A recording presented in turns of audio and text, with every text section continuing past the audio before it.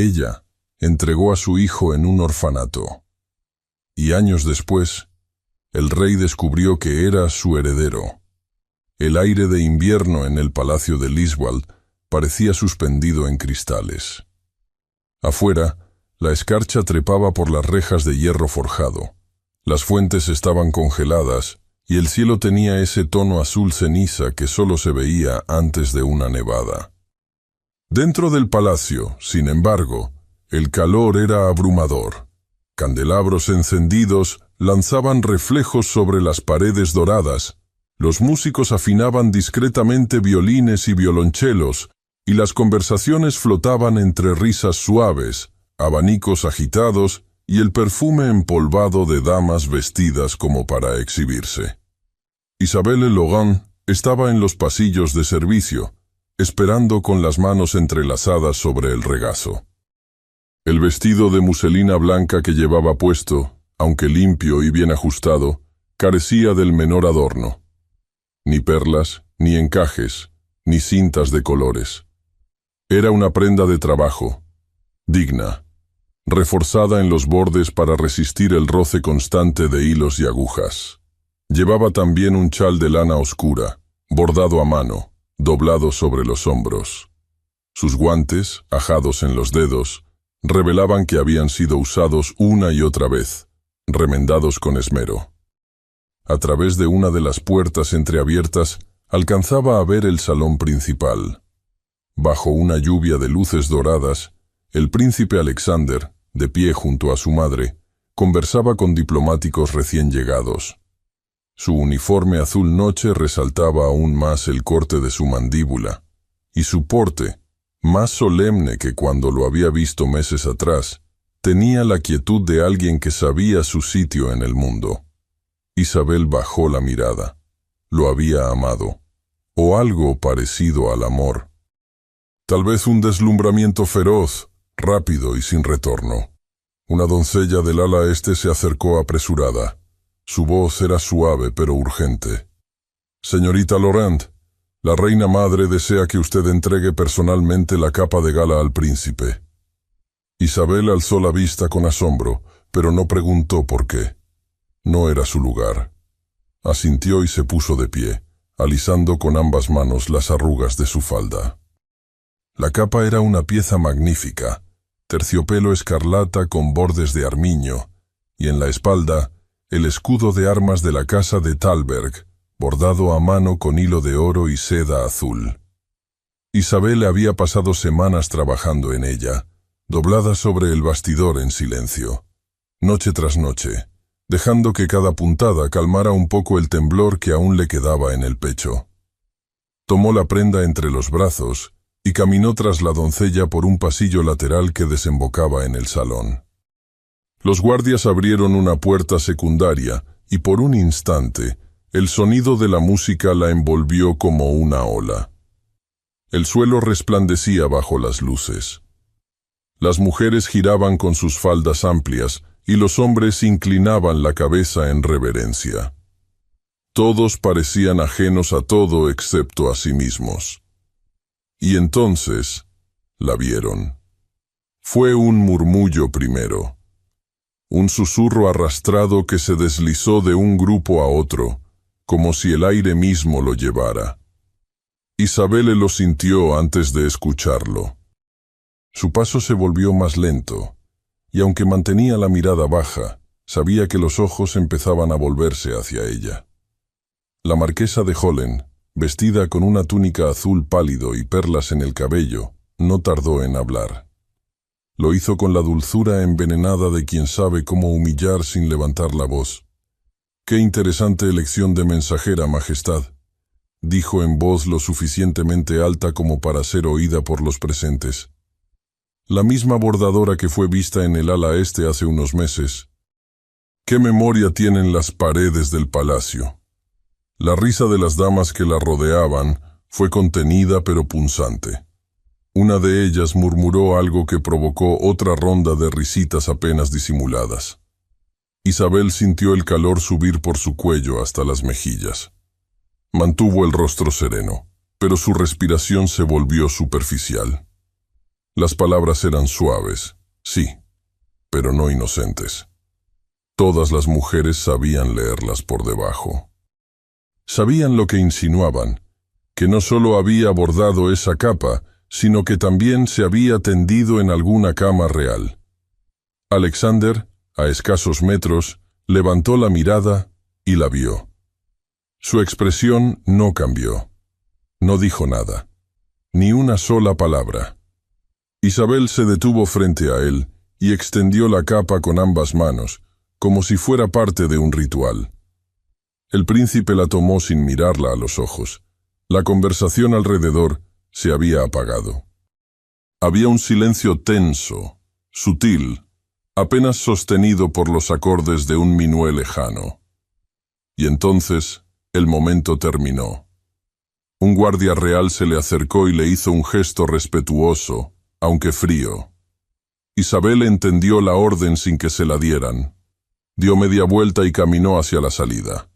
No corrió, no tropezó, no lloró, solo caminó. En el pasillo, el sonido de las puertas al cerrarse detrás de ella fue más cruel que cualquier risa. Esa noche, el rumor se propagó con la velocidad del escándalo.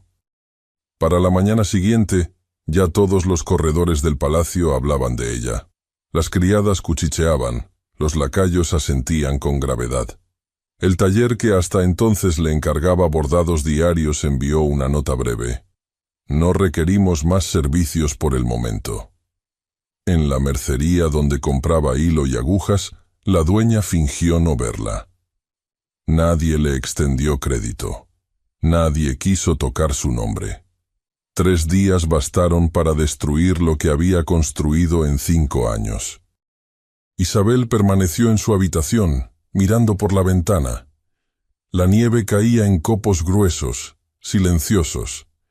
Había empacado sus pocas pertenencias en una maleta de cuero raído. Una túnica, algunas herramientas de costura, unos pocos libros. Cuando se levantó, lo hizo con lentitud, como si su cuerpo se hubiera vuelto más frágil de pronto. Apoyó una mano sobre su vientre. Aún era apenas una curva suave, pero ella ya lo sentía. Una presencia tibia, diminuta, persistente. No tenía a dónde ir. No tenía familia. No tenía nombre que proteger. Al anochecer, subió a un carruaje de alquiler y pidió al cochero que la llevara al convento de Santa Aurelia. El camino era largo, bordeado por bosques y campos cubiertos de escarcha. El silencio dentro del carruaje era denso, solo interrumpido por el crujido de las ruedas sobre la nieve. El viaje duró horas. Isabel no habló, no comió. Cerró los ojos, pero no durmió. El mundo parecía haberse reducido a ese pequeño espacio, al vaivén del carruaje y a los latidos de algo nuevo que crecía dentro de ella. Cuando por fin las ruedas se detuvieron frente al portón de piedra, Isabel descendió. El viento la golpeó de lleno, cruel y helado. Su aliento salía en nubes blancas. Dio 2 pasos hacia la puerta del convento, con la maleta colgando débilmente de su mano derecha. Levantó la aldaba de hierro forjado y golpeó 3 veces. La puerta se abrió con un chirrido seco. Una figura en hábito oscuro apareció en el umbral. Era una mujer mayor, de rostro severo y mejillas enrojecidas por el frío. La miró con sorpresa. Pero Isabel no alcanzó a decir una palabra. El mundo se inclinó de pronto. La visión se le nubló. Sintió que sus rodillas se doblaban y se desplomó, inconsciente, frente a la entrada del convento, sin saber si alguien acudiría a socorrerla. El olor a alcanfor y lino limpio fue lo primero que percibió. Le siguió una sensación de pesadez en los brazos, un hormigueo en los dedos y el recuerdo vago de haber caído en la nieve. Isabel abrió los ojos con lentitud. La luz era tenue, filtrada por un ventanal alto cubierto por cortinas de lana. Reconoció el techo abovedado, las paredes desnudas, la cruz de madera colgada sobre la puerta. Estaba en una enfermería. Parpadeó varias veces hasta que su visión se aclaró. Una figura vestida de hábito oscuro le daba la espalda, ocupada en organizar frascos sobre una repisa. El silencio del lugar no era absoluto. Se escuchaba el crujido del fuego dentro de una estufa pequeña de hierro fundido, el murmullo lejano de voces femeninas y el tintinear de utensilios en la cocina, al fondo. «Está despierta», dijo la voz de la monja, sin volverse. «Gracias a Dios». Isabel intentó incorporarse, pero un tirón en la espalda la obligó a recostarse de nuevo. Su cuerpo se sentía ajeno, como si no le perteneciera del todo. «Tranquila, hija», dijo la mujer, ahora sí acercándose. Tenía el rostro curtido por los años y las manos grandes, curtidas por el trabajo. «Te encontramos justo a tiempo». Isabel movió los labios, pero no salió sonido alguno. La garganta le ardía. La monja, sin esperar pregunta, le acercó una taza de barro con agua tibia. Bebió a sorbos pequeños, sintiendo cómo el líquido descendía hasta su estómago vacío. «Estás en Santa Aurelia. Has tenido fiebre, pero ahora estás fuera de peligro». Asintió apenas y cerró los ojos. El cansancio la arrastró otra vez. Pasaron días antes de que pudiera levantarse por sí sola. Durante ese tiempo, supo que la hermana que la había acogido se llamaba Sor Matilde y era la abadesa del convento. Ella la había atendido, alimentado y acomodado en la pequeña enfermería sin hacer demasiadas preguntas. Solo le pidió su nombre y un resumen breve de lo ocurrido. Isabel no contó mucho. Dijo que venía de la capital, que había perdido su empleo y no tenía a dónde ir. No mencionó el palacio, ni al príncipe, ni su embarazo. A cambio, ofreció trabajo. Sabía coser, bordar, cocinar, lo que hiciera falta. Sor Matilde la miró en silencio por un instante antes de asentir. «Podrás quedarte mientras seas útil. No tenemos muchos recursos. Cada hermana cumple su tarea», le advirtió. Así, Isabel comenzó a integrarse en el ritmo del convento. Se levantaba al alba para ayudar en la cocina, pelando papas y amasando pan con las manos frías. Después, se encargaba de coser y remendar la ropa de las hermanas, o bordar los mantos litúrgicos que enviaban a la catedral de la capital.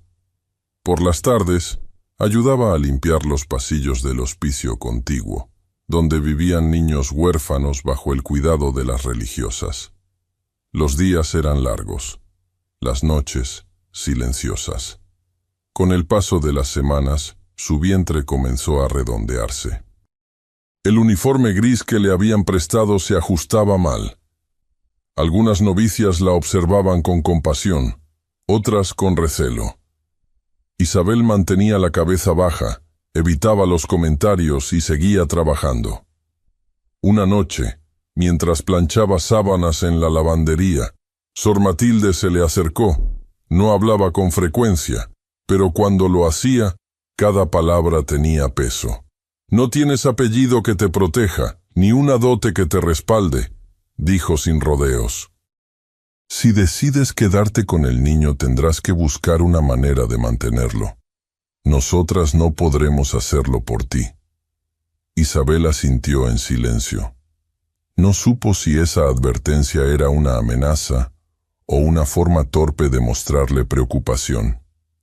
Pero lo entendió. Cada día que pasaba, el embarazo la debilitaba un poco más. La espalda le dolía, las piernas se le hinchaban, y por las noches sentía un cansancio que ningún descanso lograba mitigar. A veces, mientras cortaba tela o recogía cubetas, se le iba el aliento de golpe. Aprendió a apoyarse en la pared y esperar unos minutos a que pasara. No se quejaba, no pedía ayuda, no tenía derecho. Fue una noche de tormenta cuando el parto llegó. El viento aullaba entre los árboles del jardín. Las ramas golpeaban las ventanas como si quisieran entrar. La lluvia caía inclinada, y el cielo se iluminaba de vez en cuando con relámpagos distantes. Isabel le despertó con un dolor sordo que le cruzaba la cadera. Se incorporó pensando que era otro calambre, pero entonces vino la contracción. Esta vez no era leve. Se dobló sobre sí misma, mordiendo la sábana. El dolor le robó el aliento. Alcanzó a ponerse de pie, tambaleante, y caminó hacia el pasillo. La luz de los candelabros temblaba. Golpeó con fuerza la puerta de la celda contigua. Una novicia abrió con el rostro pálido y los ojos muy abiertos. «Está viniendo», murmuró Isabel. El caos fue breve pero intenso. Trajeron a una partera del pueblo, que llegó empapada y con las manos temblorosas. La sala de curas se convirtió en improvisada sala de parto. Una mesa de madera, paños calientes, y el sonido de la tormenta como única compañía. Isabel gritó solo una vez, después apretó los dientes y soportó en silencio. El niño nació pasadas las 3 de la madrugada. Estaba envuelto en vapor, con la piel roja y los puños cerrados. No lloró al principio. Solo abrió los ojos y la miró. Eran oscuros, profundos, como si ya supiera algo que los demás ignoraban. Cuando lo colocaron sobre su pecho, Isabel no dijo nada. Lo sostuvo con ambas manos y sintió su corazón latir bajo la piel frágil. En los días siguientes, permaneció en cama, amamantando al niño y observándolo como si fuera un milagro improbable. Cada vez que lo miraba, sentía una ternura abrumadora y también una punzada de dolor, porque en su rostro había algo que le recordaba al padre.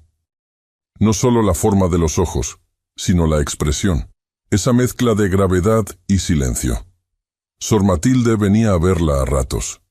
Le traía caldo, infusiones, mantas limpias. Siempre decía pocas palabras, pero un día, mientras acomodaba una sabanilla, habló. «Tendrá más posibilidades si se inscribe como huérfano», dijo sin rodeos. «Aquí podemos registrarlo, educarlo. Si tiene suerte, será adoptado o enviado a un colegio». Isabel no respondió. Acariciaba la mejilla del bebé con la yema del dedo. La suavidad de su piel era casi insoportable. «No tienes medios, hija», añadió Sor Matilde con más suavidad. «Piensa en lo mejor para él». La noche siguiente, Isabel no durmió. Se quedó sentada junto a la cuna, con el niño en brazos, acunándolo en silencio.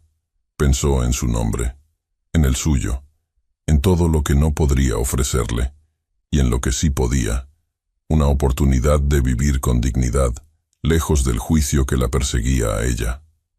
A la madrugada, se levantó. Tomó un trozo de papel viejo, lo dobló con cuidado y escribió su nombre completo, Isabel Logan. Lo colocó dentro de una pequeña bolsita de tela, la misma donde solía guardar sus agujas. Luego, la cosió con hilo blanco al interior de las mantas del bebé, justo donde el forro se unía con la costura principal. Nadie lo notaría al tacto. Cuando lo tuvo todo listo, lo envolvió con cuidado. Lo besó una vez en la frente y caminó hacia la oficina de la abadesa. Tocó la puerta, lo sostuvo entre los brazos un instante más y se lo entregó. No dijo quién era el padre, no explicó nada. Solo pidió que lo cuidaran. Al amanecer, con un manto de niebla cubriendo los jardines del convento, Isabel se marchó. Llevaba el mismo vestido gris de siempre, una maleta liviana y los ojos secos. No miró atrás. Sus pasos eran firmes, pero su sombra parecía flotar a cada paso que daba. La niebla la fue envolviendo poco a poco, hasta desdibujar su figura. Y mientras Isabel se alejaba entre la neblina, Sor Matilde, al abrir las mantas del niño, encontró la bolsita con el nombre oculto, y decidió no destruirla. El invierno en el reino de Sorelia era menos severo que antes. Las nevadas seguían cubriendo los caminos con una capa de silencio blanco, pero los inviernos de la corte eran más secos, menos fríos, como si incluso el clima temiera incomodar al rey. El palacio de Lisbald, majestuoso como siempre, se mantenía en pie con toda su pompa, pero sus corredores largos y pulidos estaban más callados que en décadas anteriores. Ya no se organizaban bailes de máscaras ni banquetes deslumbrantes. Las risas se escuchaban menos, y las visitas diplomáticas terminaban pronto. El rey Alexander, a sus 39 años, conservaba la elegancia propia de su linaje, pero se había vuelto una figura distante. Su andar seguía firme, su voz era clara, sus gestos medidos, pero su mirada, antes brillante, ahora parecía cargada de una tristeza antigua. Desde la muerte prematura de la archiduquesa, una unión arreglada y sin amor que había durado apenas 3 años, a Alexander había rechazado toda posibilidad de nuevo matrimonio. Los ministros comenzaron a inquietarse. Las casas nobles murmuraban en privado. La ausencia de un heredero era un riesgo real. Los rumores crecían. Algunos hablaban de una promesa secreta, otros de un viejo trauma. Los más discretos, y quizá más cercanos a la verdad, decían que el rey aún guardaba el nombre de una mujer que el tiempo no había borrado. Pero nadie preguntaba directamente. Nadie tenía permiso de cruzar ese umbral.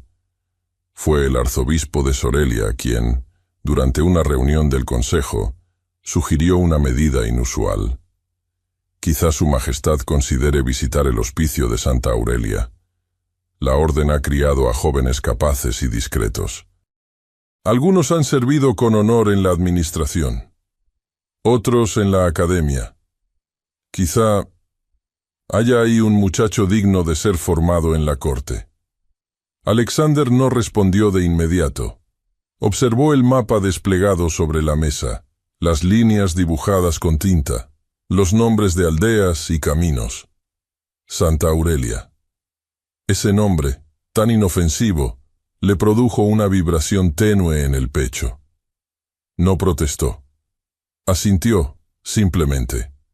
Una semana después, viajó al hospicio sin anunciarse con antelación. El convento de Santa Aurelia se encontraba en una colina discreta, rodeado de abetos altos. El carruaje del rey fue recibido con cortesía, aunque sin ceremonia. Las monjas, envueltas en hábitos grises, escoltaron al monarca hasta el refectorio donde los internos se alineaban en orden. Eran alrededor de una docena de jóvenes. Los menores observaban con ansiedad, los mayores con indiferencia fingida. Alexander los recorrió con la mirada, uno por uno. Su presencia imponía, aunque no alzaba la voz. Su silencio era como una corriente invisible que alteraba el aire. Y entonces lo vio. Estaba al final de la fila. Delgado, erguido, con las manos a los costados y la mirada fija en el suelo. Tenía unos ojos intensos, de un azul profundo que resultaba extraño en ese entorno gris. Su cabello era castaño claro, con reflejos dorados bajo la luz del ventanal.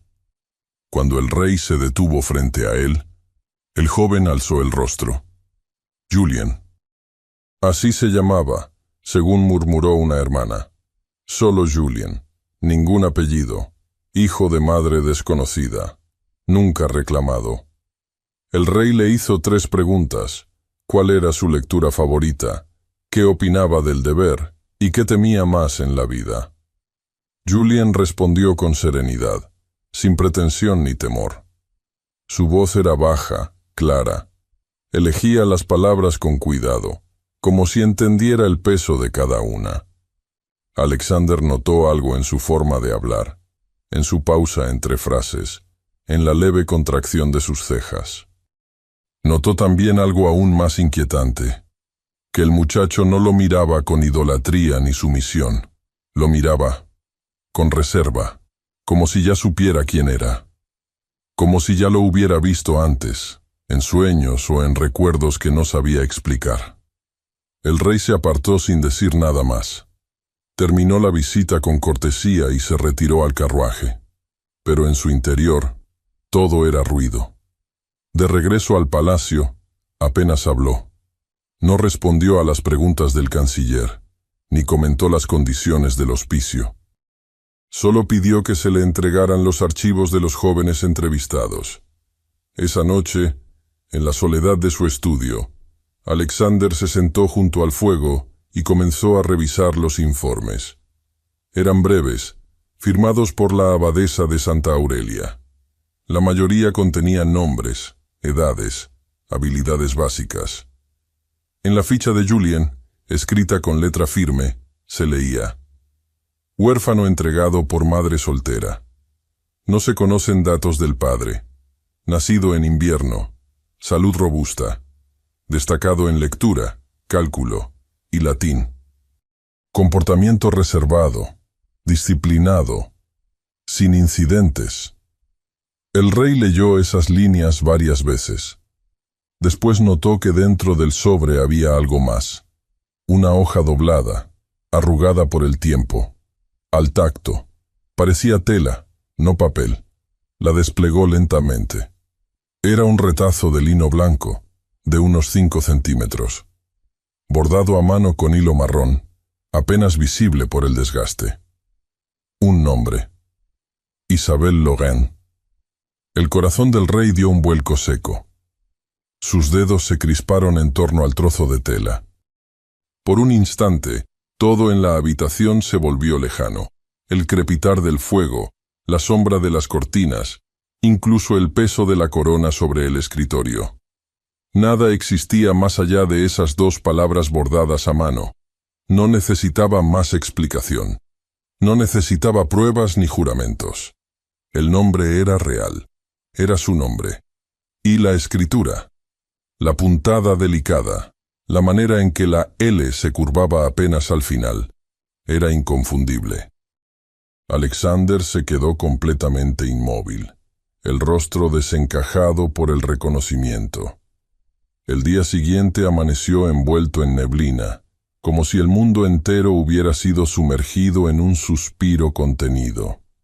El carruaje real se deslizó por el camino de piedra, con sus ruedas amortiguadas por la humedad. Dentro, Alexander no había pronunciado palabra desde que subió. Su mirada estaba fija en el cristal empañado, donde su reflejo parecía observarlo con la misma tensión que lo asfixiaba por dentro. Sostenía entre los dedos el trozo de lino bordado con el nombre de Isabelle Laurent. Lo había doblado con meticulosidad y lo había guardado en el interior de su casaca, junto al pecho, donde sentía que lo quemaba con cada latido. El nombre, bordado con una dulzura tan visible, lo desgarraba. 16 años de silencio. 16 años sin una carta, sin una palabra, sin siquiera la sospecha de que algo tan inmenso como un hijo podría haber nacido de aquella noche robada al deber. La posibilidad lo desestabilizaba. Si Julien era su hijo, ¿cómo no serlo? Entonces todo lo que había creído proteger, ignorar o enterrar, se alzaba ahora frente a él con la fuerza de lo irrefutable. Pero también, en algún rincón de su mente, una voz más baja murmuraba que no debía precipitarse. No tenía pruebas. Solo una pieza de tela, el parecido que no podía negar y esa sensación irrebatible de que el destino había regresado a cobrarle lo que él había dejado escapar. Llegó a Santa Aurelia sin acompañamiento oficial. Se presentó ante la abadesa con el mismo tono controlado de siempre, aunque su mandíbula estaba tensa y sus ojos más oscuros de lo habitual. «Vengo a revisar personalmente a los candidatos que entrevisté ayer», anunció. Sor Matilde lo guió sin comentarios hasta el salón, donde los jóvenes internos esperaban. Cuando Julien entró, vestido con una túnica limpia y el cabello peinado hacia atrás, Alexander sintió que el suelo se desplazaba bajo sus pies. El joven hizo una reverencia breve, perfecta, y lo miró con esa expresión suya, profunda y prudente, como si adivinara los pensamientos de quien lo observaba. «Será llevado a la corte», declaró Alexander sin vacilación. Como aprendiz de protocolo real, no se molestó en justificar la elección. No explicó criterios. No pidió consentimiento. Julien no mostró sorpresa, solo asintió. Su compostura era absoluta, su espalda recta, sus palabras medidas. Alexander no supo si el joven estaba habituado al rechazo o simplemente acostumbrado a no esperar nada. De cualquier forma, su discreción lo desarmaba. Esa misma tarde partieron hacia la capital. Durante el trayecto, Julien se mantuvo en silencio. Observaba por la ventanilla, atento al paisaje que se deslizaba como una acuarela deslavada. Sus manos permanecían unidas sobre las rodillas. Alexander, frente a él, se obligaba a no mirar con demasiada frecuencia, pero no podía evitarlo. La forma en que el joven inclinaba la cabeza al escuchar, la manera en que sus labios se fruncían apenas al pensar, eran ecos que venían de un recuerdo que él no había querido mantener vivo. En el palacio, el ingreso del joven no fue anunciado con pompa ni ceremonia. Se le asignó una pequeña habitación en la zona de los aprendices y se le entregó un uniforme sobrio, casaca azul oscuro con cuello blanco, botones de latón, pantalones ajustados y botas pulidas. Julien lo recibió con gratitud, sin ostentación. Algunos sirvientes notaron su presencia con curiosidad. Había en él una pulcritud natural, una educación implícita que no coincidía con su origen. No era altivo, pero tampoco sumiso. Sabía escuchar, sabía retirarse a tiempo, y sobre todo, sabía callar con elegancia. Los nobles, en cambio, no tardaron en notar el cambio en las rutinas del rey. Alexander lo mantenía cerca. Lo llevaba consigo a ciertas audiencias, le permitía asistir a los ensayos del consejo privado, e incluso, en ocasiones, le dictaba cartas y lo enviaba con mensajes personales. Era una deferencia extraña, casi inexplicable, que despertó recelos en más de uno. Alexander, consciente de ello, adoptó una actitud más rígida en público. Su trato con Julien era medido, casi severo. Le hablaba con formalidad, no mostraba cercanía emocional ni paternalismo alguno. Sin embargo, en la intimidad de sus pensamientos, observaba cada gesto del joven con una mezcla de asombro, temor y un orgullo que no se atrevía a admitir. ¿Era correcto mantener el secreto? ¿Debía enfrentarlo todo de golpe? Por ahora, decidió callar. Ni siquiera su consejero más antiguo sabía de la tela bordada. Julien, por su parte, se movía con la cautela de quien camina en tierra ajena. Sabía que estaba fuera de lugar, que los pasillos cubiertos de alfombras y las puertas con herrajes dorados no estaban hechos para él. Pero no mostraba inseguridad. Caminaba con la cabeza erguida, cumplía con su trabajo sin error, y aprendía con rapidez. Lo que le faltaba en linaje, lo suplía con precisión y sensatez. Había algo más, una intuición. Julien no preguntaba por qué el rey le prestaba atención, pero en el fondo, lo sabía. No con palabras, ni con certezas, pero lo sabía. Había sentido ese hilo invisible desde la primera vez que lo miró, como si algo dentro de él reconociera una vibración antigua. Mientras tanto, lejos del palacio, en una aldea al norte, Isabelle Laurent vivía una vida modesta y silenciosa. Había logrado sostener un pequeño taller de bordado que funcionaba en la parte trasera de una casa alquilada.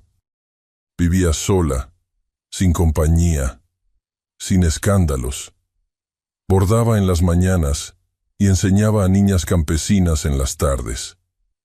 Su rostro seguía siendo sereno, pero el tiempo había esculpido líneas de fatiga alrededor de sus ojos. No hablaba de su pasado. No pronunciaba el nombre de su hijo en voz alta. Y sin embargo, cada vez que terminaba una pieza bordada, lo pensaba. Se preguntaba si estaría vivo, si habría tenido frío, si alguien le habría enseñado a leer, si le habrían contado que su madre lo amó.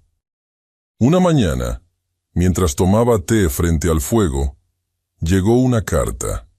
El sobre era simple, sellado con cera común. Isabel lo abrió con manos temblorosas. Era una misiva oficial, firmada por el nuevo administrador del hospicio de Santa Aurelia. Informaba que el convento había cerrado sus puertas, que los registros de nacimiento y adopción estaban siendo trasladados a la capital y que los jóvenes mayores de edad serían reubicados o dejados al cuidado de instituciones laicas. Isabel leyó la carta 3 veces. Sintió que el mundo, cuidadosamente ordenado a su alrededor, se tambaleaba. El hospicio había cerrado. Eso significaba que su hijo, ¿dónde estaba? ¿Qué había sido de él? El miedo, dormido durante años, se agitó dentro de su pecho. No podía quedarse sentada. No ahora. Por primera vez en mucho tiempo, abrió su viejo baúl. Sacó un vestido de lana azul, una capa larga, botas abrigadas. Preparó su maleta con cuidado. No llevaba muchas cosas. Un par de prendas. Hilos. Agujas. Un relicario con una flor seca. Lo esencial. Tomó la diligencia al amanecer, sin decir adiós a nadie. El paisaje se desdibujaba a través del cristal empañado. Árboles desnudos, campos cubiertos de escarcha, el río delgado que bordeaba los límites de la provincia. Isabel no apartaba la vista.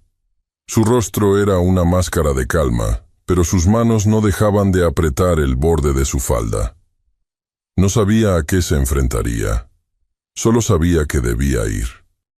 Y mientras el carruaje avanzaba hacia la capital, Isabel no podía imaginar que su hijo ya estaba en el palacio, ni que el rey conocía su nombre. La capital de Sorelia amaneció ese día con un cielo de nubes inmóviles, como si el tiempo contuviera la respiración.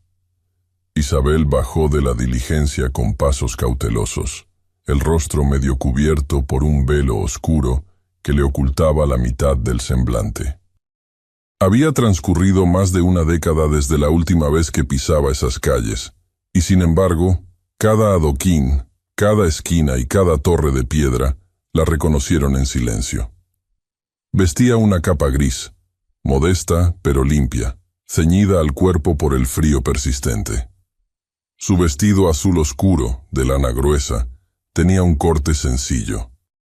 Nada en su apariencia llamaba la atención, y sin embargo, su espalda recta y la firmeza de su andar conservaban una dignidad innata que no el tiempo ni el desprecio habían logrado borrar. No se presentó como Isabel Logan. En la pensión donde se alojó, una casa discreta cerca del Mercado Viejo, firmó el registro como Madame Eloise Magel. El apellido era ficticio, pero la mirada con la que lo pronunciaba hacía que nadie preguntara más. Pidió una habitación sencilla, con vista a un patio interior. Allí se instaló en silencio, escuchando los sonidos de la ciudad que renacían a su alrededor. Los cascos de los caballos en las calles de piedra, las campanas de la catedral, los pregones del mercado. El primer lugar al que fue no fue el palacio, sino el archivo de la diócesis.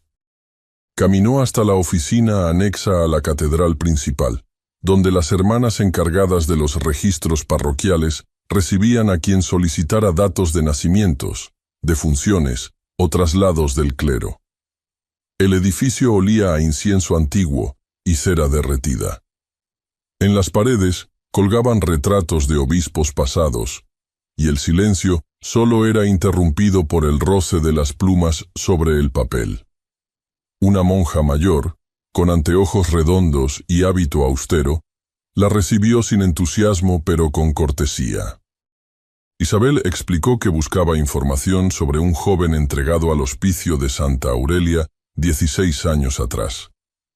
Su voz era firme, pero la tensión en sus manos la delataba. La monja revisó un libro de registros. Sus dedos pasaban las páginas con lentitud, deteniéndose en fechas, nombres, anotaciones en tinta ya desvaída. Sí, aquí está. Julien, entregado por madre soltera no identificada. Fue asignado a Santa Aurelia en el invierno de 1810. Residió allí hasta hace unas semanas. ¿Y ahora?, preguntó Isabel, conteniendo el aliento. La monja entrecerró los ojos. Fue llevado a la corte real por orden directa del rey. Isabel no dijo nada durante varios segundos. Sus labios se separaron apenas. El aire se le detuvo en el pecho. Por un instante, no sintió el suelo bajo los pies. ¿El rey?, repitió en voz baja. Sí, fue elegido para formarse en protocolo real. Es inusual, pero no sin precedentes. El monarca ha mostrado interés por jóvenes destacados sin importar su origen. Isabel asintió en silencio y se retiró sin más preguntas. Caminó por las calles con la cabeza baja, sus pensamientos en desorden. Había temido muchas cosas en esos años, pero nunca se imaginó esa posibilidad, que su hijo, su Julien, hubiera llegado hasta el mismísimo centro del poder, y que el propio rey lo hubiera llevado ahí. El mismo Alexander que, 16 años atrás, no dijo una palabra cuando la corte la devoraba. El hombre que había preferido el silencio antes que el escándalo. No podía ser coincidencia. Una sospecha comenzó a tomar forma. No era clara, pero le quemaba el pecho. Esa tarde, Isabel comenzó a buscar entre sus antiguos conocidos. Se movió con cautela, tocando puertas que aún recordaban su rostro, aunque lo hicieran con reservas. Preguntó con voz tranquila, pero sus ojos no mentían. Preguntaba por un joven llamado Julien, por su aspecto, por su rol dentro del palacio. Las respuestas fueron vagas, pero suficientes para confirmar que el muchacho existía. Que estaba allí, en Liswald. Que acompañaba al rey en audiencias, y que muchos lo consideraban una rareza. Nadie sabía quién era, pero el rey le confiaba tareas que otros aprendices jamás habrían recibido. Mientras Isabel buscaba certezas entre sombras, en el interior del palacio los rumores también comenzaban a germinar. El joven Julien, con su comportamiento impecable y su expresión contenida, no había pasado desapercibido. Los sirvientes hablaban de su puntualidad, de su sobriedad, de su manera de callar cuando muchos habrían intentado brillar. Pero en los salones donde se tejían las verdaderas conspiraciones, su presencia se había vuelto objeto de desconfianza. ¿Por qué el rey no se casaba? ¿Por qué no designaba heredero? ¿Por qué un joven sin apellido, de origen desconocido, ocupaba cada vez más espacio en su día a día? Fue la marquesa de Hollen quien, al ver un fragmento de documento administrativo, reconoció un nombre escrito en tinta azul sobre un acta filtrada: Laurent. El recuerdo le llegó con una nitidez escalofriante. Esa muchacha silenciosa, de ojos grises y manos bordadoras, que años atrás había sido humillada en pleno salón de baile. Esa costurera que desapareció sin dejar rastro tras el escándalo. Si el joven Julien llevaba ese apellido, o si el vínculo existía de algún modo, entonces el escándalo aún latía bajo la superficie. La marquesa comenzó a indagar.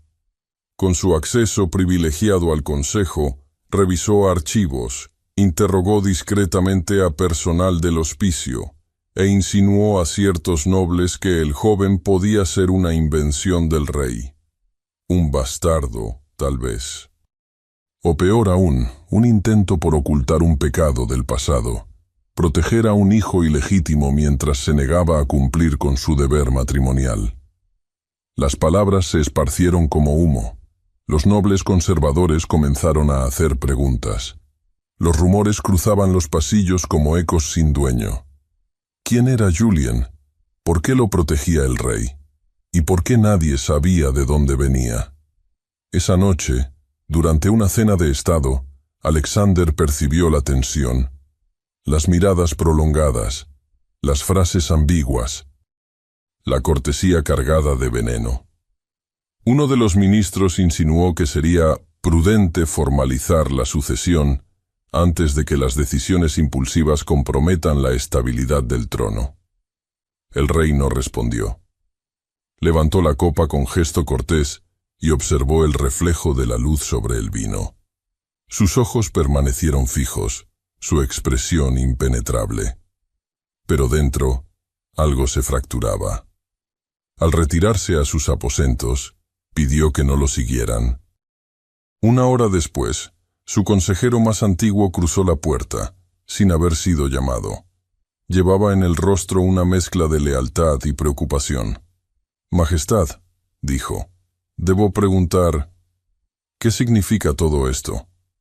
¿Quién es ese joven?» Alexander se mantuvo en silencio por un largo rato.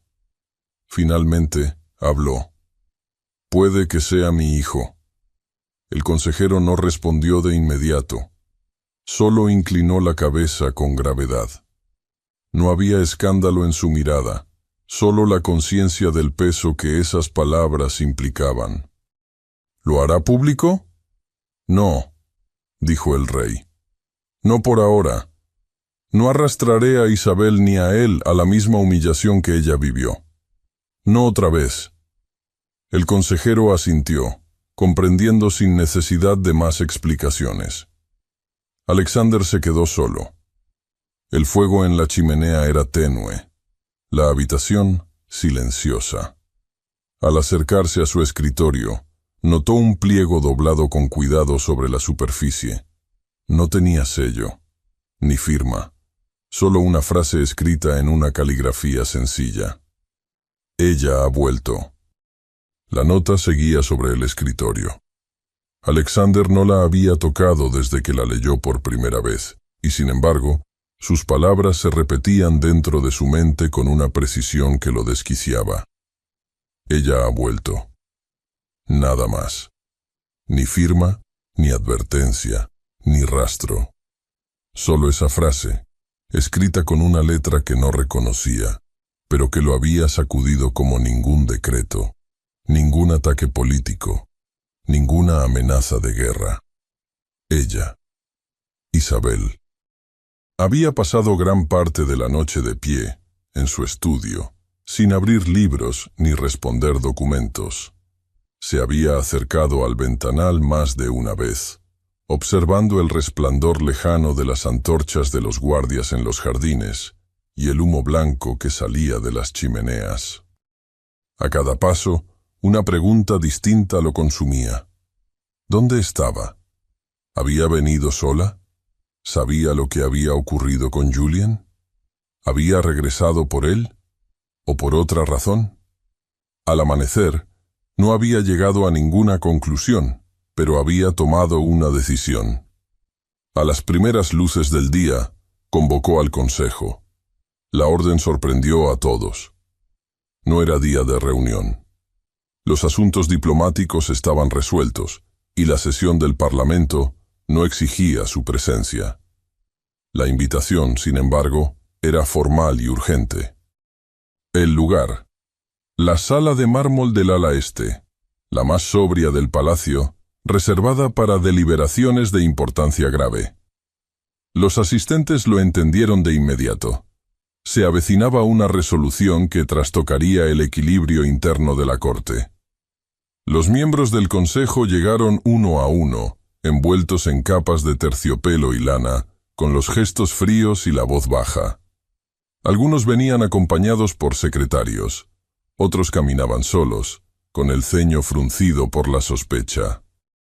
Se ubicaron en sus asientos de respaldo alto, mientras los ministros intercambiaban murmullos en los extremos del salón. En la galería superior se ubicaron los representantes eclesiásticos y los observadores de la nobleza. Nadie comprendía por completo la razón de la convocatoria, pero todos compartían una misma inquietud. Cuando el rey entró, el silencio fue inmediato. Alexander llevaba uniforme de corte, no de gala, casaca negra con bordados en plata, pantalones grises y la banda del reino cruzando el pecho.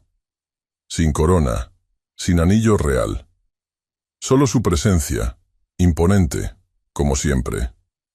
Su paso era firme, su rostro contenido, sus ojos más claros que de costumbre. Se ubicó de pie en el estrado central y no se sentó.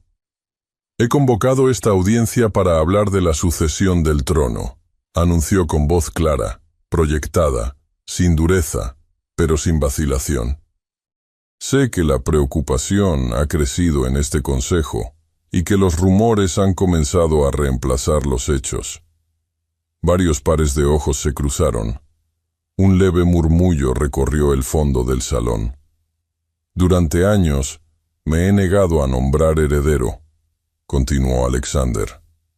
«No por indiferencia, ni por desprecio a las leyes del reino. Lo hice porque no creía haber encontrado aún a quien pudiera llevar sobre los hombros la carga de esta corona con la dignidad que merece». Algunos ministros asintieron con cautela. Otros mantenían el rostro neutro. «Recientemente conocí a un joven en el hospicio de Santa Aurelia», dijo. «Se llama Julien. No tiene apellido. Fue entregado por su madre cuando era un recién nacido. Lo traje a palacio como aprendiz de protocolo, y desde entonces ha demostrado una templanza, una inteligencia y una lealtad que no he visto en ningún otro joven noble de esta corte». Las palabras cayeron como gotas sobre piedra. El silencio fue casi irreal. «Sé que se ha especulado sobre su presencia», agregó Alexander, «que algunos incluso han sugerido que hay motivaciones personales detrás de mi decisión. Lo diré sin rodeos. No puedo confirmar su linaje, pero puedo asegurar que ha demostrado más virtud que muchos nacidos en cuna dorada». Entonces, desde un lateral del salón, una voz se alzó con tono agudo, cargado de veneno. «¿Y acaso la virtud basta, Majestad, para heredar una corona?», preguntó la marquesa de Hollen, de pie, el rostro pálido y la barbilla alzada. «¿O es que Julien será ahora el nuevo heredero por simple voluntad real y una historia convenientemente sentimental?» El susurro de los asistentes se convirtió en murmullo. Alexander no parpadeó. «Tal vez, Majestad, ese joven sea fruto de una relación del pasado», continuó la marquesa, «de aquellas que tantos fingimos no ver en tiempos más ingenuos». Las palabras fueron como un latigazo. Alexander bajó un paso del estrado. Su voz fue firme, sin levantar el tono, pero cada palabra golpeó con precisión. «Conocí a Isabel Laurent», dijo, «y no permitiré que su nombre vuelva a ser arrastrado por esta corte». Un estremecimiento cruzó la sala. «Sí, la conocí, y si Julien es mi hijo, lo reconoceré sin vergüenza. No esconderé lo que ocurrió. No me avergüenzo de ella ni de lo que fue. Me avergüenzo de este consejo, que aún mide la virtud por el apellido y la legitimidad por la cuna, no por el carácter». Los murmullos se convirtieron en un zumbido de escándalo. La marquesa permaneció de pie, sin poder responder. Algunos nobles intercambiaban miradas atónitas. Otros, en silencio, bajaban la vista. Alexander no esperó aprobación. Dio media vuelta y abandonó el salón. Los guardias abrieron las puertas sin ser llamados. La capa negra del rey desapareció en el pasillo, mientras el eco de sus pasos resonaba en las paredes de mármol. Esa noche, los rumores no eran ya rumores. Eran fuego, En las calles, el pueblo hablaba del rey con una mezcla de desconcierto y respeto, que había hablado sin miedo, que había defendido a una mujer del pasado, que tal vez, al fin, el reino tenía un heredero. Las tabernas murmuraban el nombre de Julien como si fuera el inicio de una nueva era. En los barrios bajos, incluso se decía que el monarca había elegido al pueblo sobre la nobleza. En la corte, en cambio, las fisuras eran evidentes. Algunos lo apoyaban en silencio. Otros temían por el equilibrio de poder. La iglesia se mantenía en expectativa, y la marquesa de Hollen, encerrada en sus habitaciones, escribía cartas apresuradas a aliados del norte. Pero Alexander no pensaba en ellos, no esa noche. Caminó por los pasillos del ala privada con paso lento, el rostro endurecido por las emociones. El estruendo interno que llevaba dentro era más profundo que cualquier escándalo. No sabía si había actuado con sabiduría o por impulso, si se había adelantado a los hechos, o si había hecho, por fin, lo que debía. Abrió la puerta de sus habitaciones. La chimenea seguía encendida. Y allí, de pie, con las manos entrelazadas sobre la falda, el rostro sereno pero contenido, lo esperaba Isabel, en persona, tras 16 años de silencio. La puerta se cerró suavemente detrás de él, y por un instante, Alexander creyó que el silencio que envolvía sus aposentos era una ilusión tejida por su propia memoria. Pero no. Isabel estaba ahí, de pie junto al fuego, con la mirada serena, aunque marcada por el cansancio. Sus manos estaban entrelazadas sobre la falda azul, y el velo oscuro que usaba al entrar reposaba ahora sobre una silla cercana. El calor del hogar teñía sus mejillas de un tono rosado, pero sus ojos eran los mismos de aquella noche perdida, solo que ahora velados por 16 años de distancia. No se movieron. Ninguno dijo una palabra. Alexander sintió que todo lo que había querido decirle, las explicaciones que se había repetido a sí mismo una y otra vez, las disculpas, las palabras de deseo contenidas, de culpa, de necesidad, desaparecían con la misma rapidez con la que el viento arrastraba la ceniza. La voz se le congeló en la garganta, como si su sola presencia fuera demasiado tangible para romperla con algo tan torpe como el lenguaje. «Majestad», dijo ella finalmente, con una inclinación breve de la cabeza, sin dureza, pero sin afecto. Él retrocedió un paso emocional, como si esa palabra le recordara de inmediato la muralla que los separaba. No era Alexander. No era el joven que le había ofrecido un beso tembloroso en el corredor del ala este. Era el rey. Y esa distancia, dicha en una sola palabra, era todo lo que ella quería que él entendiera. «No tienes que llamarme así», respondió él por fin con voz baja. «Sí, lo tengo». La frase cayó sin agresión, pero sin espacio para negociación. Alexander dio un paso hacia ella, no con la intención de tocarla, sino para acercarse a la verdad que estaba parada frente a él. Isabel no retrocedió, pero tampoco bajó la mirada. «He sabido lo que hiciste», continuó ella. «Lo que dijiste hoy. Lo que dijiste sobre él. Sobre Julien». Alexander asintió, sin saber si agradecerle por estar allí o disculparse por todo lo que la había obligado a soportar. «No fue por mí», dijo, apenas un murmullo. «Lo hice por él». «No vine a pedir nada», interrumpió Isabel, suavemente. «No vine a revivir lo que alguna vez existió entre nosotros.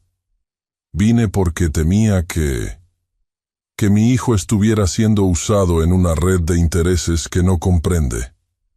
Quería asegurarme de que no lo lastimarían. Eso es todo». Alexander sintió cómo se le tensaban los músculos de la mandíbula. Quiso preguntarle por qué había guardado silencio tantos años. ¿Por qué no lo había buscado? ¿Por qué no le había dicho que Julien existía? Pero la miró de nuevo, y la respuesta estaba en su rostro. Había pasado por todo sola, porque él no la defendió. «Pudiste haberme escrito», dijo al fin. «Solo una palabra». «¿Y qué habrías hecho?», preguntó ella, no con rabia, sino con una curiosidad casi resignada. «¿Habrías ido por nosotros? ¿Habrías enfrentado a tu madre? ¿A la corte?». El silencio volvió a llenar el espacio. «No vine a recuperar nada, Alexander», dijo, con esa voz baja que temblaba sin romperse. «Vine porque aún soy su madre, y porque, a pesar de todo, aún me siento responsable de protegerlo». No hubo súplica, no hubo rencor, solo un abismo entre lo que pudo ser y lo que el mundo no permitió. La conversación terminó sin resolución. Alexander no se atrevió a detenerla cuando ella se despidió con una breve inclinación. Tampoco intentó retenerla. Ella se fue con la misma quietud con la que había entrado. Durante los días siguientes, Isabel permaneció en la ciudad, alojada discretamente en un monasterio vinculado a la antigua Orden de Santa Aurelia.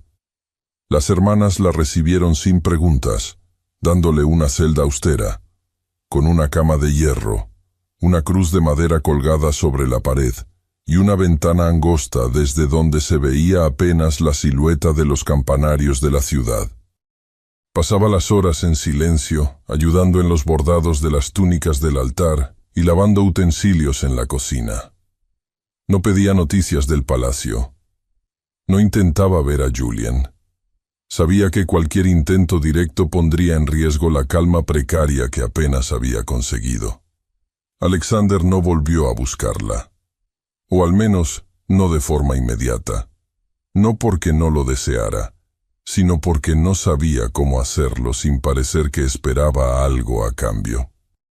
Se debatía entre el deber de proteger a su hijo, el miedo de herir de nuevo a Isabel y la imposibilidad de reconocer que su vida había estado suspendida durante 16 años. Julien, mientras tanto, continuaba con sus tareas en la corte sin saber que su madre estaba tan cerca. Mantenía su rutina diaria con disciplina. Leía, copiaba informes, observaba audiencias menores. No preguntaba por las declaraciones del rey, ni por los rumores que lo señalaban como posible heredero. Pero algo en su semblante había cambiado. Su mirada era más interrogante, y sus movimientos más medidos. Había comenzado a percibir que el mundo a su alrededor murmuraba en un idioma que aún no comprendía del todo. Notaba también el cambio en el humor del rey. Lo observaba ausente, con los ojos perdidos en pensamientos lejanos. A veces, en medio de una frase, Alexander se detenía un segundo más de lo habitual antes de continuar, como si una sombra invisible le rozara la memoria. El ambiente en la corte se volvió tenso. Algunos esperaban un anuncio, otros lo temían. La nobleza estaba dividida, y los movimientos en el consejo se volvieron más precavidos. La figura de Julien se había convertido en el eje de una intriga más grande que él mismo. Isabel, desde el monasterio, comenzaba a sentir el peso de su propia decisión. Había dejado a su hijo sin nombre, sin rostro materno, sin una historia que lo protegiera del vacío. Ahora lo sabía en el centro de un poder que devoraba sin preguntar, y el miedo a volver a creer, a ilusionarse con una redención que tal vez no llegaría, la mantenía despierta por las noches. Cada vez que sus dedos se cerraban sobre una aguja, se preguntaba si habría otra forma de sanar aquello. Pero la respuesta nunca llegaba. Solo el eco de una duda constante. ¿Era ya demasiado tarde? Alexander no soportó más. Una mañana, se presentó en el monasterio sin previo aviso. Había esperado lo suficiente. Entró en silencio, sin escolta, sin anuncios. Solo su capa gris sobre los hombros y un cansancio que no se notaba en su rostro, pero sí en sus ojos. Pidió hablar con Isabel. La hermana portera bajó la mirada con una mezcla de incomodidad y lástima. Dudó un instante antes de hablar, como si las palabras fueran un cuchillo mal afilado. Ella se marchó esta misma madrugada, sin dejar destino. Alexander permaneció un largo instante frente al portón del monasterio, inmóvil. Las palabras de la hermana aún flotaban en el aire, ásperas y definitivas. Ella se marchó esta misma madrugada, sin dejar destino. Su mente, entrenada para la estrategia y el cálculo, fue incapaz de encontrar una sola posibilidad lógica. Isabel, siempre contenida, siempre razonable, ¿había huido de nuevo? La respuesta se escapaba entre sus dedos. Entró en la capilla y se sentó en uno de los bancos de madera, sin que nadie lo interrumpiera. La luz del mediodía se filtraba por los vitrales con una tibieza engañosa. Por dentro, Alexander se sentía hueco. No había rabia, ni frustración, solo un silencio punzante, de esos que llegan cuando lo inevitable se impone sin ruido. Regresó al palacio sin dar explicaciones. Nadie se atrevió a hacer preguntas. Ya entrada la tarde, mientras revisaba documentos en su estudio, una doncella tocó a la puerta con suavidad. Traía en las manos un sobre sin sello, marcado con una sola línea de tinta en la parte posterior. Para su majestad, entregar en mano. Alexander lo tomó sin decir palabra. Rompió el pliegue con los dedos y desplegó la hoja. La reconoció de inmediato. La letra. La forma en que las letras L y T se alzaban con una inclinación delicada. Era la letra de Isabel. La tinta temblaba en algunas palabras, como si el pulso hubiera fallado al escribirlas. Comenzó a leer. Majestad, me voy. No por cobardía, aunque sé que así podría parecer. Me voy porque no soy más fuerte que el miedo que he cargado todos estos años. Esta mañana desperté con el corazón en guerra. Había en mí algo que deseaba quedarse, y otra parte que solo quería protegerse una vez más. Sé lo que el mundo es capaz de hacer con una mujer como yo. Y más aún, con un niño que no pidió nacer bajo el peso de una corona que no le pertenece. No escribo esto para despertar compasión. No la merezco. Solo quiero que sepa la verdad. Toda. Después del escándalo en la corte, nadie volvió a dirigirme la palabra. Perdí mi trabajo, mi hogar y mi nombre. Me refugié en el convento de Santa Aurelia porque era el único lugar donde no me preguntaron quién era. Allí nació Julien, una noche de lluvia y viento. Nadie lo sostuvo más que yo. Nadie lo escuchó llorar en la oscuridad, salvo mis brazos y mi fe quebrada.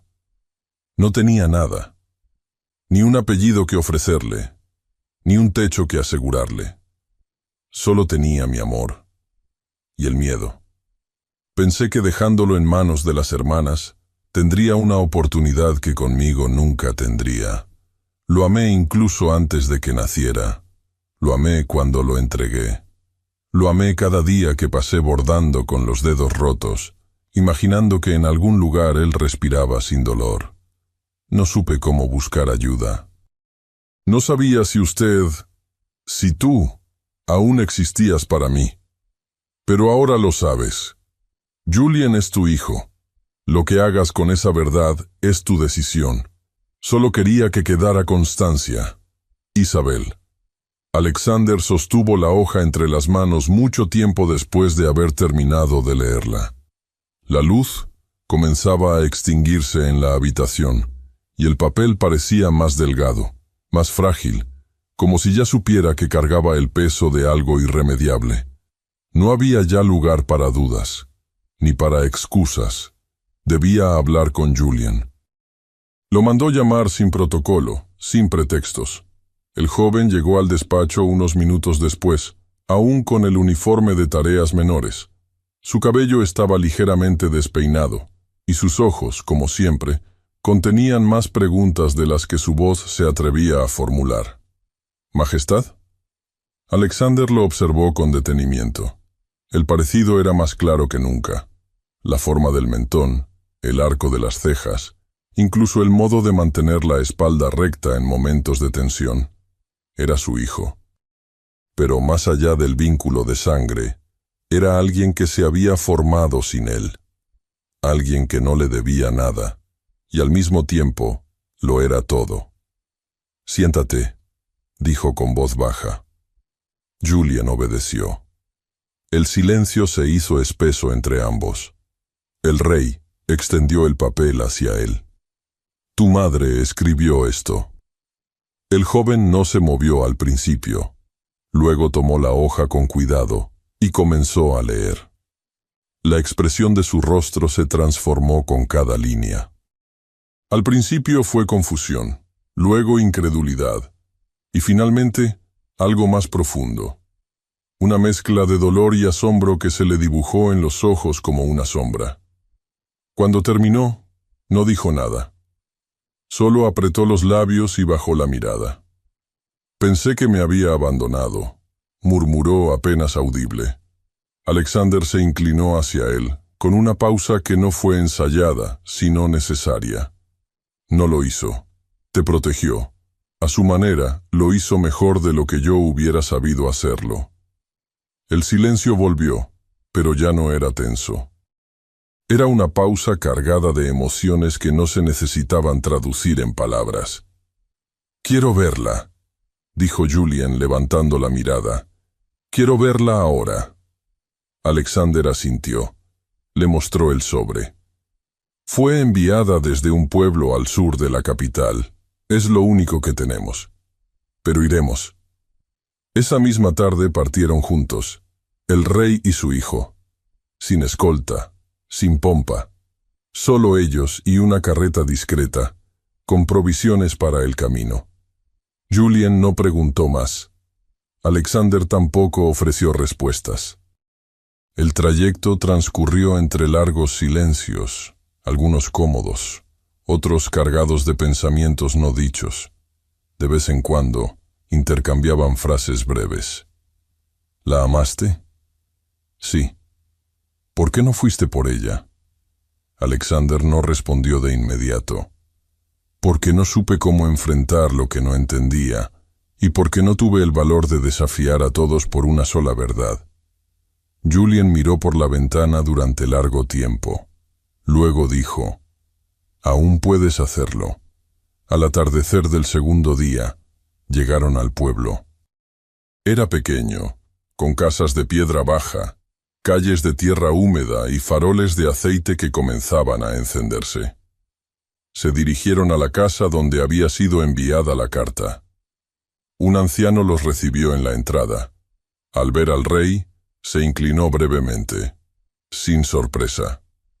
«La mujer, Isabel», dijo, «está enferma. Llegó hace 3 días, fiebre alta, apenas ha despertado. La cuida una partera, pero no mejora». Alexander palideció. Julian apretó los puños. El anciano los condujo hasta la habitación trasera. El aire olía a alcanfor y aceite hervido. Había una vela encendida junto a la cama, y en medio de las mantas, con el rostro bañado en sudor y las mejillas encendidas por la fiebre, Isabel yacía inconsciente, respirando con dificultad. El calor dentro de la pequeña habitación era denso, cargado de vapores de hierbas hervidas y el aroma acre de los paños húmedos que colgaban en las sillas. Isabel seguía sin despertar. Su piel, antes pálida por los años de labor bajo el sol, estaba ahora enrojecida por la fiebre. Sus labios resecos murmuraban palabras inconexas, y sus párpados, aunque agitados, no se abrían. Julian no se apartó de su lado. Pasó la primera noche sentado junto a ella, sujetando su mano con una firmeza temblorosa, sin atreverse a soltarla ni siquiera cuando el sueño comenzaba a vencerlo. No hablaba mucho, pero cuando lo hacía, era en voz baja, como si temiera romper algo sagrado en el aire. Le leía pasajes de un pequeño libro de oraciones que encontró en la mesita, y entre verso y verso le hablaba de lo que había sido su infancia, sus juegos en el hospicio, los sueños que nunca dijo en voz alta. Cada palabra era una confesión íntima, no solo hacia su madre dormida, sino también hacia sí mismo. Alexander, por su parte, no podía quedarse quieto. Ordenó que un mensajero partiera de inmediato hacia la capital para traer al médico real y a una sanadora de renombre. Mandó preparar una carreta especial con mantas, elixires y un boticario personal. No permitiría que la mujer que había sobrevivido sola 16 años muriera ahora, cuando por fin la había vuelto a tener al alcance. Pero en el fondo, más allá del instinto de proteger, lo que lo carcomía era la culpa. Había desatendido el destino de ambos, madre e hijo. Se preguntaba si algún gesto, una carta, una sola palabra suya a tiempo, habría cambiado el curso de esa historia que ahora trataban de reconstruir. Durante 2 días y 2 noches, la fiebre no cedió. La partera local hacía lo que podía, cambiando paños, administrando infusiones, murmurando plegarias.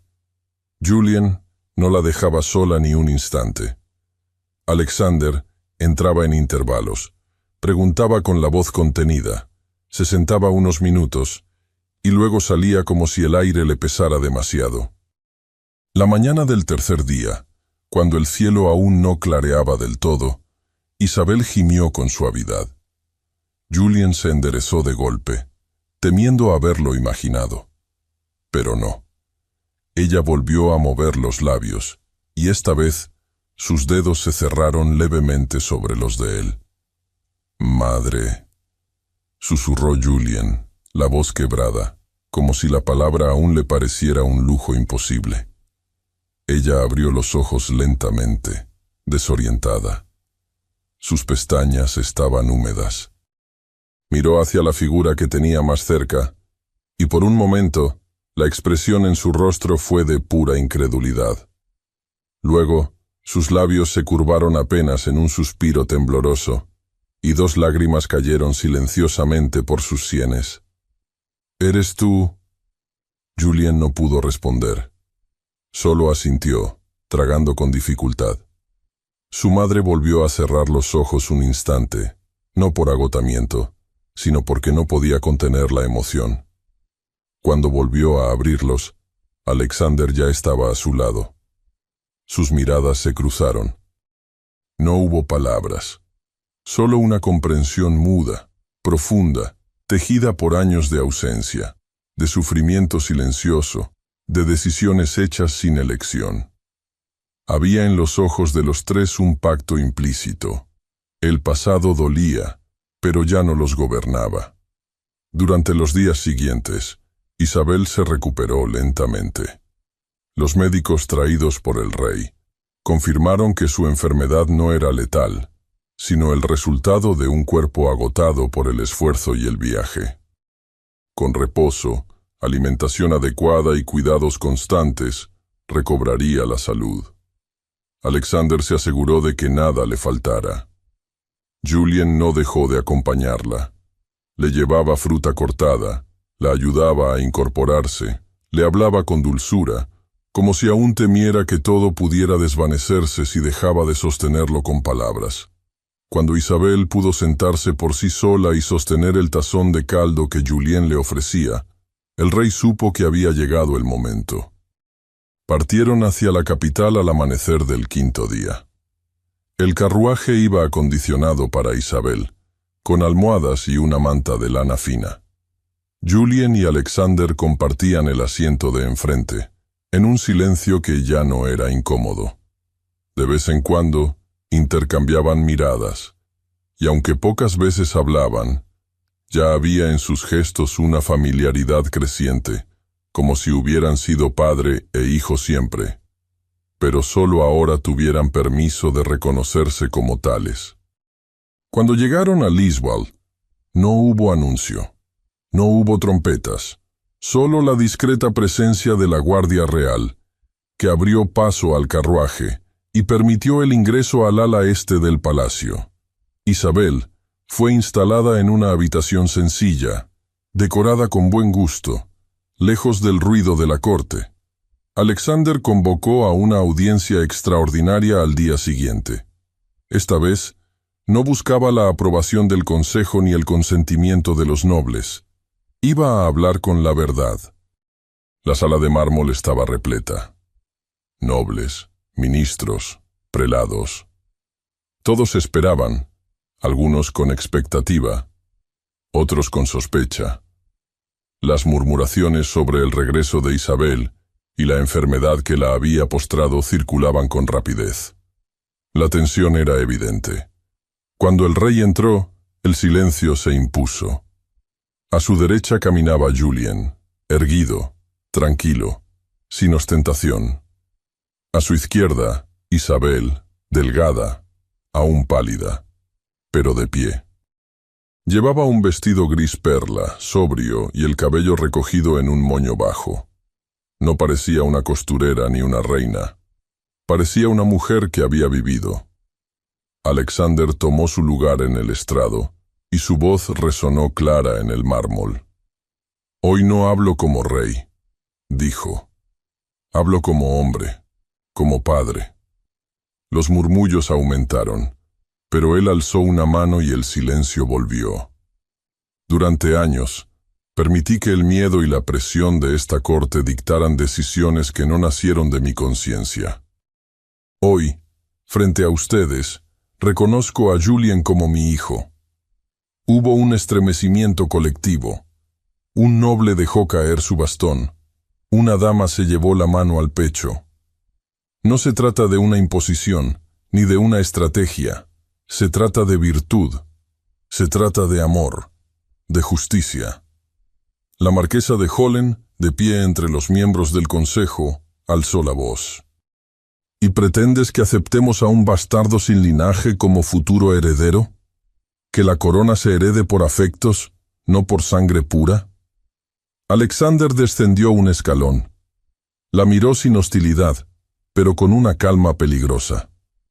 ¿Qué pureza tiene un linaje que olvida el corazón de los hombres? ¿Qué honor hay en rechazar a quienes han demostrado más nobleza que cualquiera de nosotros? Volvió a mirar a la sala. Reconozco a Julien no solo como mi sangre, sino como mi elección. Y si esta corte no puede aceptar que la virtud nace a veces en los lugares más humildes, entonces esta corte está condenada a perder el alma. El murmullo fue distinto esta vez, no de escándalo, sino de reflexión, de aceptación. La marquesa de Hollen quiso protestar de nuevo, pero esta vez nadie la escuchó. El pueblo, al enterarse, celebró la decisión. El gesto del rey fue visto como un acto de valentía y humanidad. Por primera vez en años, el palacio y las calles respiraron al unísono.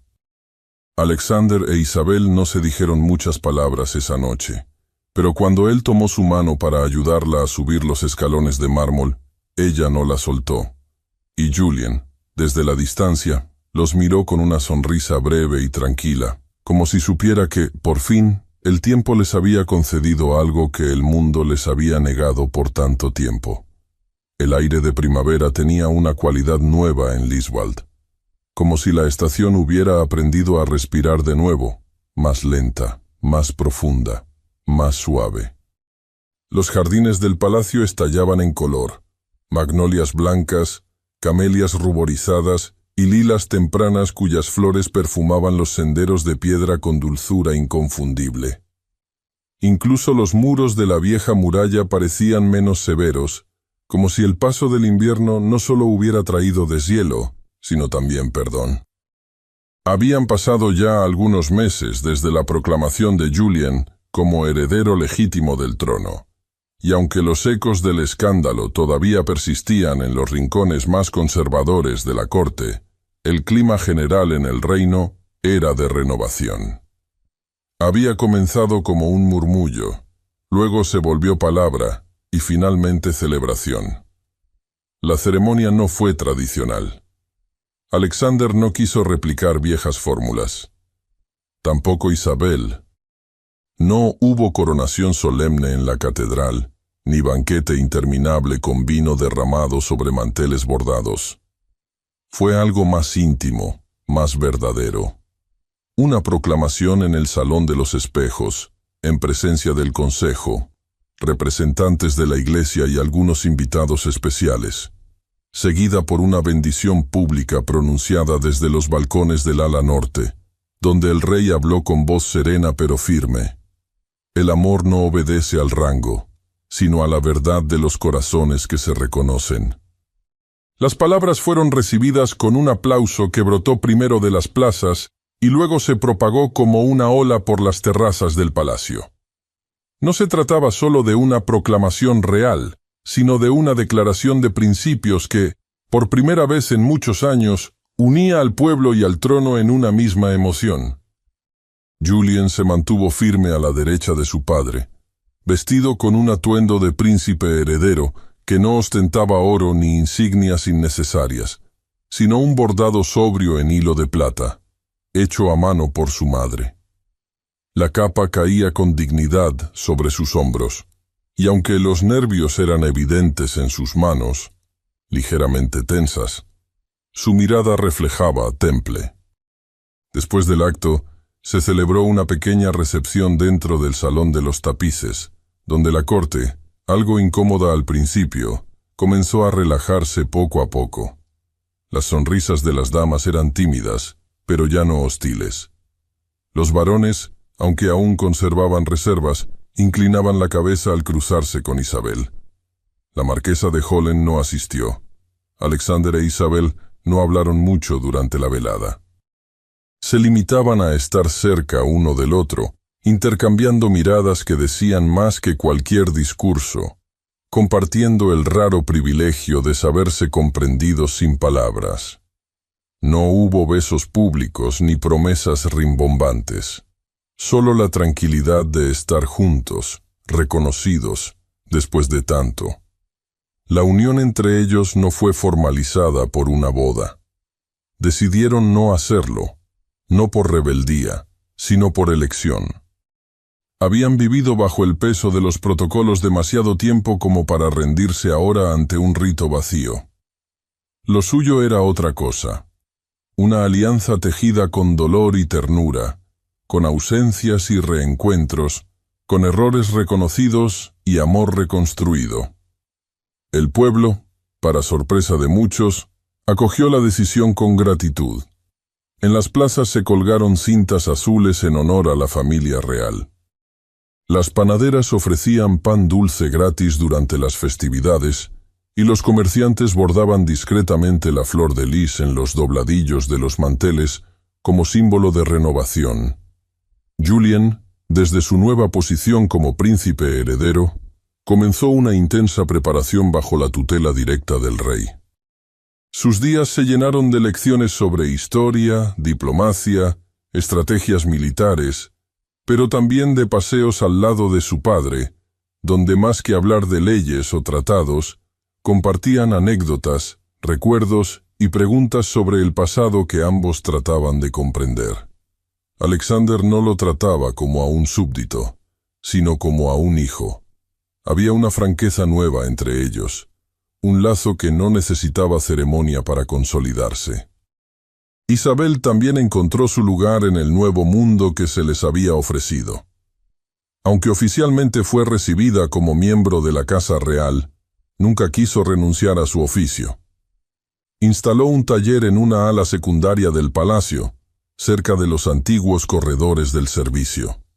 Allí, junto a otras mujeres, la mayoría huérfanas o sin recursos, enseñaba el arte del bordado con la misma paciencia con que lo había aprendido años atrás.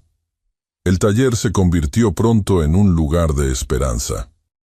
Las jóvenes no solo aprendían un oficio, sino también una forma de dignidad.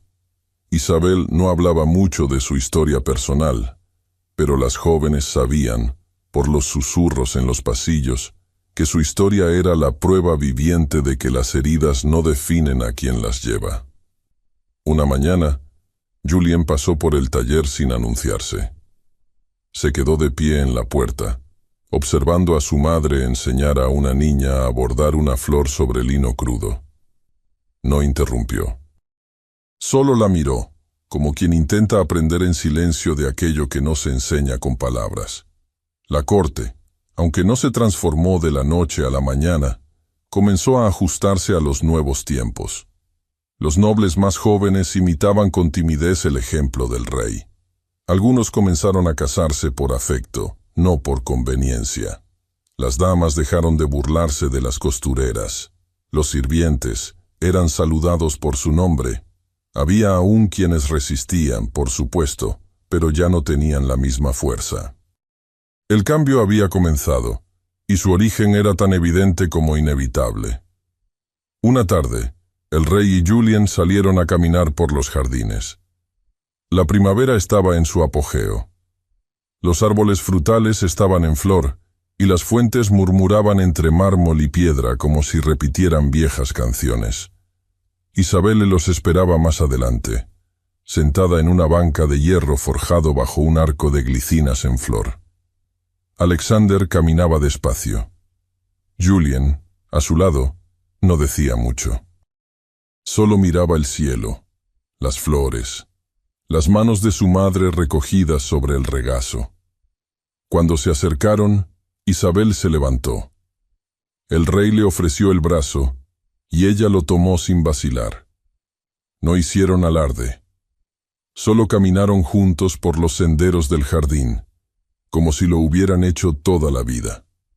Detrás de ellos, a cierta distancia, Julien los observaba desde una galería alta.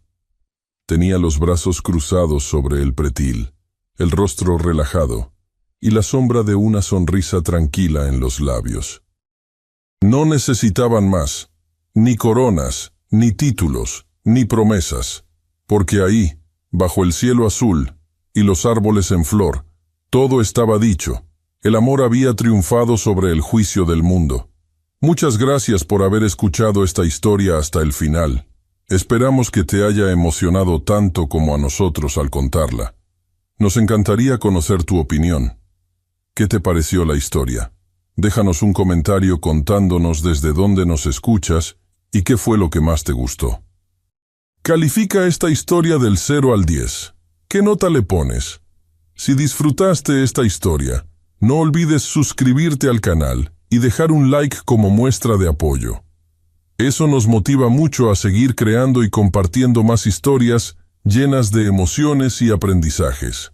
Y antes de despedirnos, queremos recordarte que en la pantalla final aparecerá una recomendación de otra historia emocionante y encantadora.